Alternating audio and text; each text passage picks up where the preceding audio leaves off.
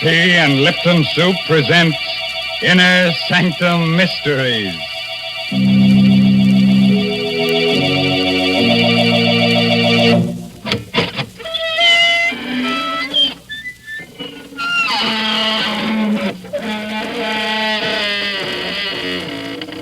Good evening, friends of the Inner Sanctum. This is your host, Raymond, inviting you once again to join our scary company. Please come in, won't you? We have a full quiver of shivers this evening, and what? You say it's rather cold in here. Well, some of the chills of our story must have leaked out. Why don't you all huddle together? There's so much comfort in having someone else beside you instead of being besides yourself. Now, Mr. Raymond, that's no way to welcome people. You're apt to chase them away talking so scary-like. What? Oh, hello, Mary Bennett. So, you don't think I'm a good host, huh? Maybe I should say, lay your little head on a pillow. Are you comfy? There. Now, Uncle Raymond will drone you to sleep with a bedtime story, and when you wake up, Aunt Mary will give you a nice hot plate of Lipton's noodle soup. Oh, dear. There's just no talking to you. Folks, please don't listen to the way he talks about Lipton's noodle soup. Try it for yourself. You just don't know how good noodle soup can be until you've tasted Lipton's. It's got such a grand chickeny flavor. It really tastes homemade. And then, of course, Lipton's noodle soup comes in a package, so it's no work to prepare. You just empty it into boiling water, and in a jiffy, soup's on. And another thing, Lipton's makes lots more and costs less than canned soups. Well, thanks for the hot facts, Mary. And here's a fact for you. Did you know that more than 2/3 of the Earth's entire surface is unknown? The salty wastes of the sea? Only a short distance under the surface, death lurks in 100 different shapes. And that's where we're going to take you tonight in Robert Newman's strange story of Death in the Depths.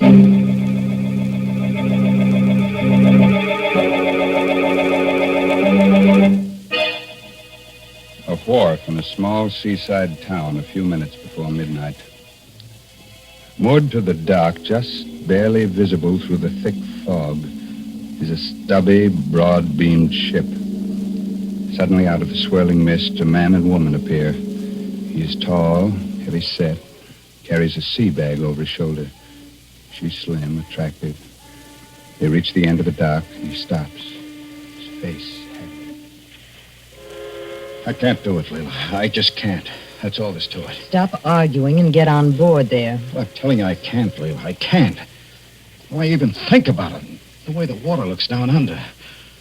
Feel of it pressing against you. And I'm telling you that you're going, whether you like it or not. 2 years of living in crummy second-rate rooming houses. That's plenty, see? Too much.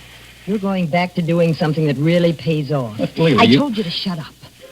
Now stop squawking and let's go aboard. Okay. Hi there, the Gasca Bay. Is Captain Brody around? I'm Brody. Come aboard. Evening, Captain. My name's Farrell. This is my wife. Hello. I understand you're going off on a job and you're looking for divers. Well, yes, I am. We've got a salvage job off the Keys. It's a tough one, 20 fathoms. We only use real deep water men. What did you say your name was again? Farrell. Steve Farrell. You mean Big Steve Farrell? Why don't you say so? Sure, I can use you. Wait right there. I'll go get the paper. Okay, Captain. Well, was that so tough? Leila, for heaven's sakes, don't make me do it. You don't know what you're asking me to do it. It's like sending me... Leila. Did you hear that? 9 bells. What of it? What of it? There's no such thing as 9 bells. It's like a clock striking 13 o'clock. That means death. The only other time I ever heard it was when Curly... Listen, I'm getting sick of this, see? You don't want to do any more diving because you've lost your nerve. And because a bell rings 9 times instead of 8, you say it means something. Well, what do you think it would mean if I told the police a couple of things I know? I'll tell you. It would mean the chair. Now, how do you like that? Leila, You don't know. You don't know. Take care of yourself, Stevie boy. I'll be seeing you in a couple of weeks. Feeling pretty good, aren't you? I think you're getting just what you want. Well, maybe you are. Because when I sign those papers, I won't be signing on as a diver. I'll be signing my own death certificate.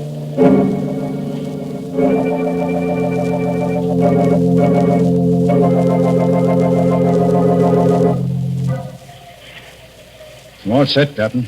Any instructions before they close me up? No, Steve. Can't expect much on a first dive, but see if you can determine the extent of the damage.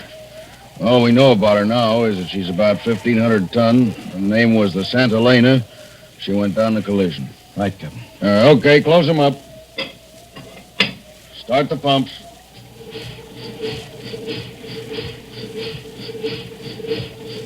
Lower away.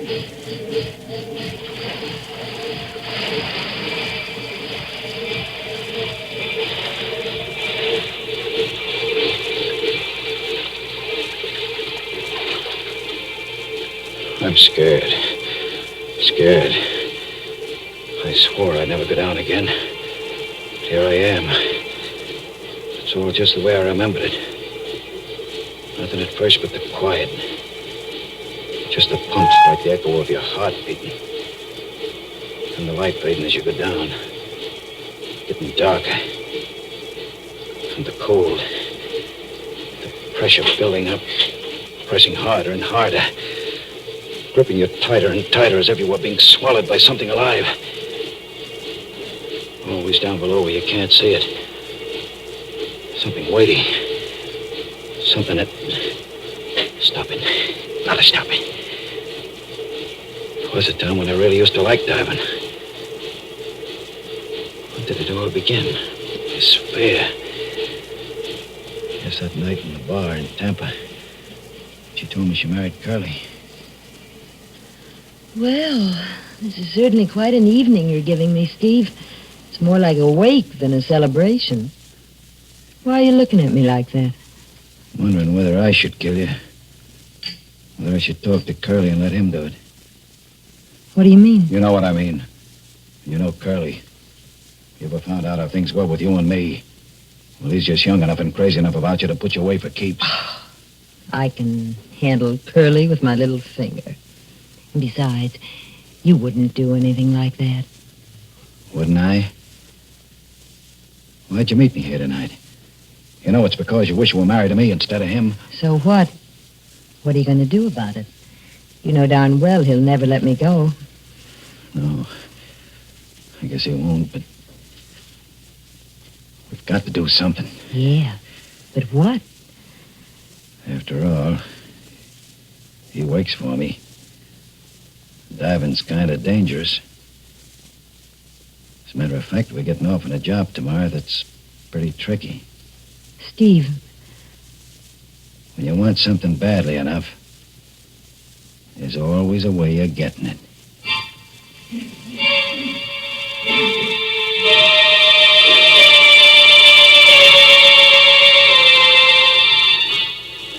Yeah, that was the beginning. That wasn't when I was afraid for the first time. That came later. 2 days later, out on the reefs.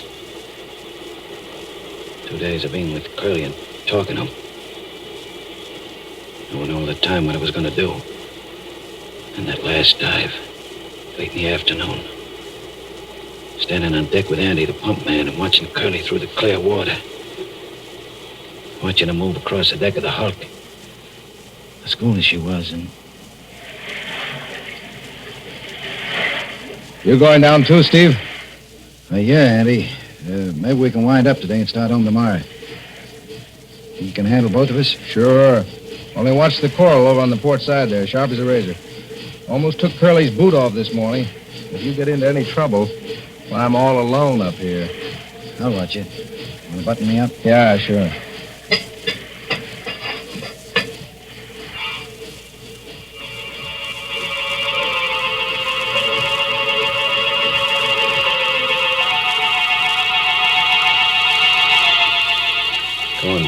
then. Just the way I'm going down now. But I still wasn't afraid. Not yet. I was too busy figuring out just how I was going to do it. And landing on the bottom and starting to work my way toward the hulk over the coral. There was Curly's hose and safety line. Lying on the coral. Sneaking its way to the hulk where he was working. I didn't have to look up. You told by the shadow I was under the hull of our ship, so Andy couldn't see me. And I came to a place where Curly's line was lying right next to a coral spur. And I knew that was it. I bent down, looked it around the spur so Andy couldn't pull him up. Hello, Curly. Curly, try your line. I think it's foul. And I did it. Took out my knife and cut Curly's air hose. Andy must have known it even before Curly did. As soon as the bubble started pouring out of the end of the hose. Hello, Curly. Can you still hear me? I think you're in trouble. Your airline's cut. Hold it and save whatever air you got. Steve's on the bottom, too. He'll get over to you. Did you hear, Steve? Yeah, I heard. I'm going as fast as I can. Steve, you gotta hurry. Where are you? I just hit the deck, but it's clouded up and I can't see anything. Where's Curly? Up forward near the ship's bell. Listen, he says he's going to ring it so you can follow the sound. And for heaven's sake, hurry. Follow the sound. As if I didn't know where he was. Straight forward. I could see him now, his lifeline taut, so he couldn't move. Holding his air hose with one hand and ringing the bell with the other. He was swaying back and forth.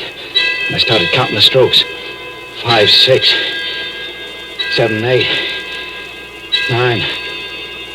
Then he slid down onto the deck. The air bubbled out of his helmet, and I knew he was dead. I remember thinking, 9 bells. 1 bell after midnight. Then suddenly it came over me that this was something I was never going to be able to forget. Never. But every time I went down, I was going to see him swaying there, hanging on to the bell, waiting for me. Waiting.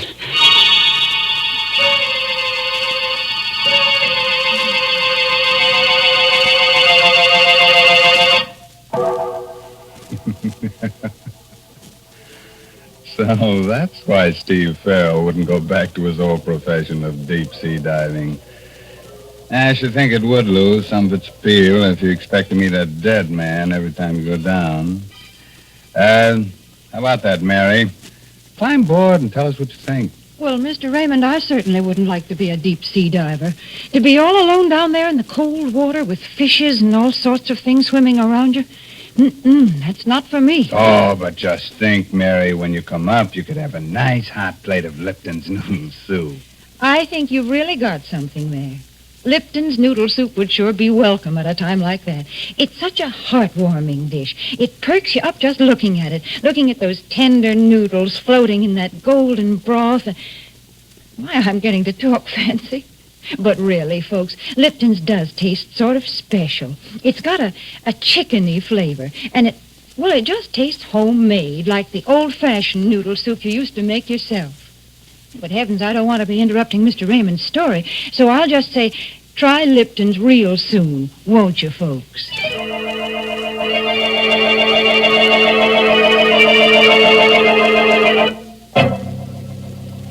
Now, shall I go on with the story of death in the depths of the sea?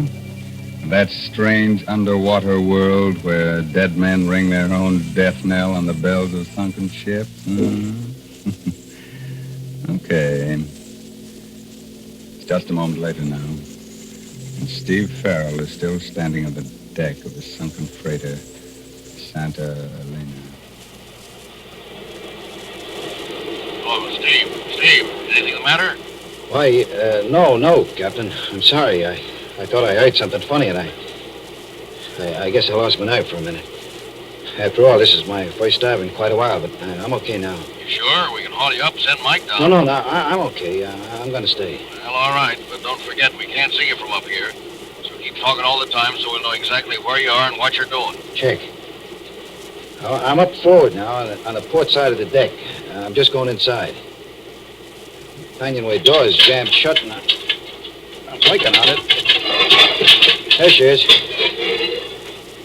And now I'm inside in the car door. It's pretty dark. I'm switching on my light. I can see now, a little way ahead of me at least. It's all kind of queer. Queer? How? Just funny, strange. She's canted over on her starboard side, so the cart is tipped over at an angle. Sort of like a dream where everything's turned around. Kind of different and still familiar. Why does it seem so familiar? Seems to remind me of something else. That's it. The corridor of the hotel right after we were married. Walking down it with her, Leila. Out onto the terrace. The way she took the cigarette I gave her. Smiled at me. Very sure of herself. Thanks, Steve. Thanks a lot. Why the smile, baby? Why shouldn't I smile? I'm young, healthy, and I'm married to a guy I like. The guy who's going to take real good care of me. I sure am, baby. Not only that, from now on, things are going to be different. Didn't have a chance to tell you before, but I'm through with diving. For keeps. What do you mean? Just that. I sold a boat yesterday and all the equipment. I'm out of that racket for good. You shouldn't have done that, Steve. Not without talking to me about it first. What do you expect to do from now on? Oh, I'm all set on that. I got a job as a second engineer in a freighter, the Outdoors. Well, I guess that'll be all right. For a while, anyway. What do you mean, for a while? You think you're going to tell me what kind of work I should do and what kind I shouldn't do? But of course, Steve. Like I said, I'm your wife. And besides, if I wanted to, I could tell either you or anyone else a lot of other things. Like why you decided to give up diving. What are you talking about? Gave it up because I was sick of it. Is that the reason? Or is it because you're afraid that if you did do any more diving, you might start seeing things? Seeing what? Well, after all, you were right there when Curly had his accident and got drowned. The funny thing is, you were talking about how he might have an accident just before you went off on that trip. I've been thinking I really ought to talk to Andy about it since he was there, too, and find out just how it happened. Andy's not around anymore. He left town right after I paid him off. Oh, I see. Well, remember that the police could probably find him, Steve, if they should ever want to ask him any questions.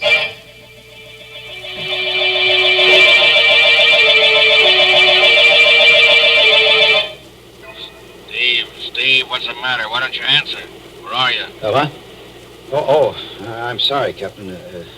Nothing's the matter.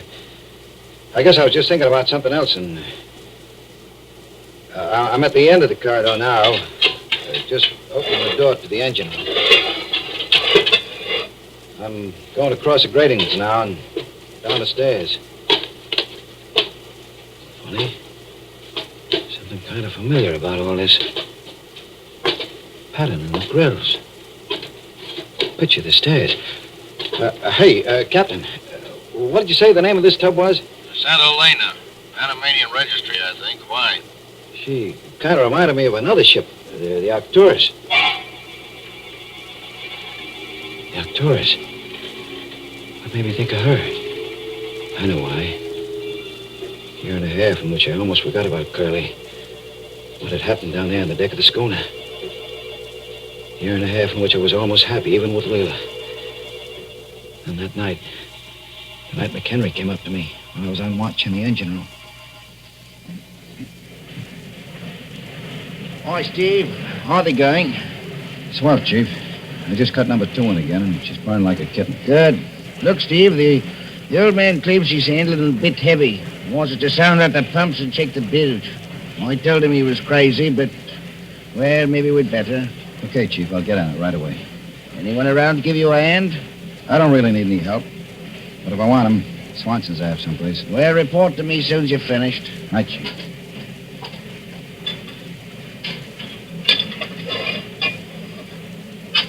Oh, there you are, Swenson. Hey, where you going? Come back here. Go. Hey, wait. Wait a minute. You're not Swenson. Who are you? Hey, I'm nobody, Chief. Stowaway, huh? Hiding down here behind the boiler. Give me a break, will you, Chief? I ain't doing nobody any harm. Where I'll be. Steve, big Steve Farrell. Andy Andrews. And I wanted a break. This is terrific, Steve, like money in the bank. What happened to you anyway? Oh, usual thing, run of tough luck. Been out of work for about a year now. Look, Steve, I'm pretty hungry. I ain't had nothing to eat since we left port. I guess I could pick up some stuff from the galley for you. But you'll have to be careful. It'd be the devil to pay if they found out I was hiding you. Good old Steve. I know you wouldn't let an old shipmate down. And, Steve, while we're at it, I could use a little cash, too. Yeah, I figured that. Well, when we get to port, I guess I could let you have 10 or 20. That's not enough. I was figuring on, like, 500 for a starter. 500? Are you nuts? I don't think so, Steve. You see, after Curly had his little accident and you sold the boat and all the equipment, I figured you'd given up diving because you were kind of upset about it. Then I heard you'd married his widow, that Leela dame. I started thinking back. I remembered how Curly's air hose looked after we pulled him up. The place where it was cut wasn't rough, like it had been done by Coral. It was clean, like it had been done with a knife. You. So that's it. Blackmail. Oh, why do you have to use words like that, Steve? Okay, Andy. It's going to be a little tough to get, but... Wait a minute. What is it? Someone's coming, one of the wipers. We got to find some place for you to hide. I know. Down there in the bilge. Here, climb in. Right down through that But it's almost full of water. There's plenty of room and you'll be safe there. Really safe. Oh, okay, but you better not... Oh, what are you doing? Let go of me! Let go! Help! Help! You'll be safe here, all right. I'll see to that. Stop struggling like that, Andy. It's not going to do you any good. And I'm in too deep already to let you go wandering around with what you know. And, weeks before they find you down here in the bilges. Maybe they never will. And if they do, they'll figure you tried to hide down there and got drowned all by yourself.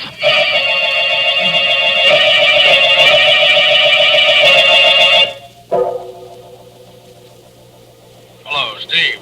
Steve, will you talk up and stop mumbling? Where are you now? Down at the bottom of the ladder in the engine room. This light's not too good. The boilers are right in front of me, and there seems to be some kind of a brass plate on the floor here. Captain! This isn't the Santa Elena. It's the Arcturus. What are you talking about? It is. Don't you understand it? It's the ship where I killed him.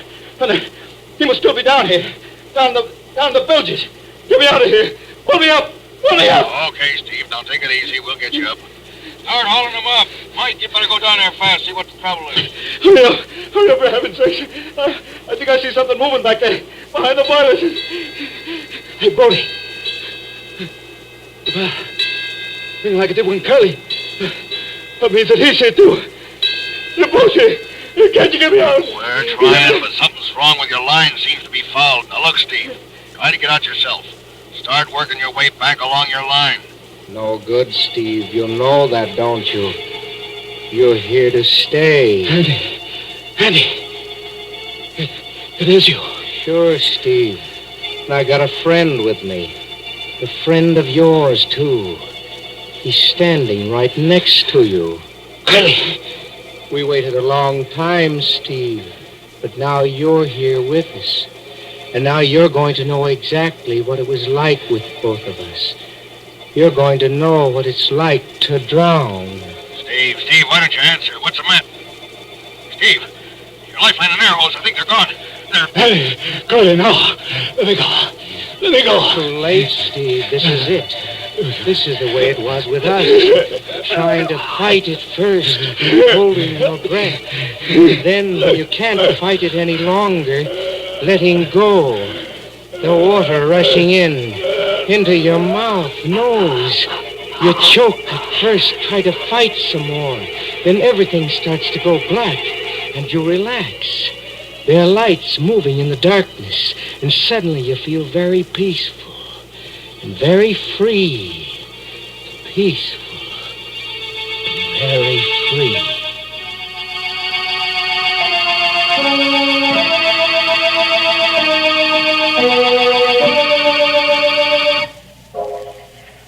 Did you find him, Mike? Yeah, he was right where you said. Down in the engine room. They're hauling him up now. It's going to be tough breaking the news to his wife. How did it happen? There's a heavy iron door leading into the engine room. It swung shut, cut his lifeline and air hose. You're saying an awful lot of stuff that didn't make sense, but there was something about a bell. Well, his lifeline was looped around the bell on the foredeck. Must have gotten caught when you tried to pull him up. And that may have rung the bell a few times. There was something else, though. You remember you said he kept asking if the ship's name was really the Santa Helena? Yeah? Well, there was a brass plate in the engine room with her original name on it. And it was the Arcturus. Yeah, they must have changed it when they re-registered her. Yeah, that is funny. There's one thing that's even funnier. Well, of course, the whole thing was an accident, but I wonder what made that door close.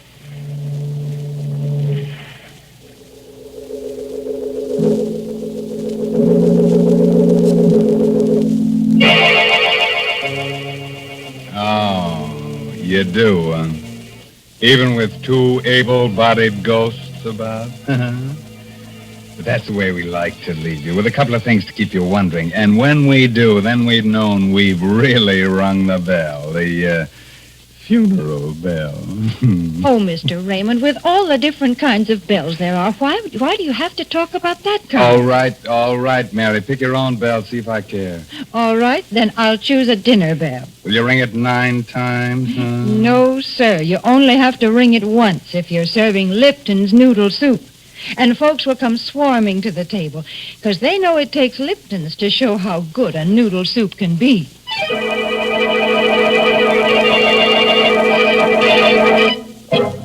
Now, before I close the inner sanctum, here's a word of advice. If you should have nightmares tonight about drowning men and wake up with a start and see a strange figure in your room, a figure with staring eyes and seaweed in its hair, dripping water on the floor, don't be alarmed. Just ask it for its haunting license. Brother. By the way, this month's Inner Sanctum mystery novel is Net of Cobwebs by Elizabeth Sanksay Holding. Now it's time to really close that squeaking door until next week at this same time when Lipton Tea and Lipton Soup present another Inner Sanctum mystery directed by Himan Brown. So until then, good night. Pleasant dreams.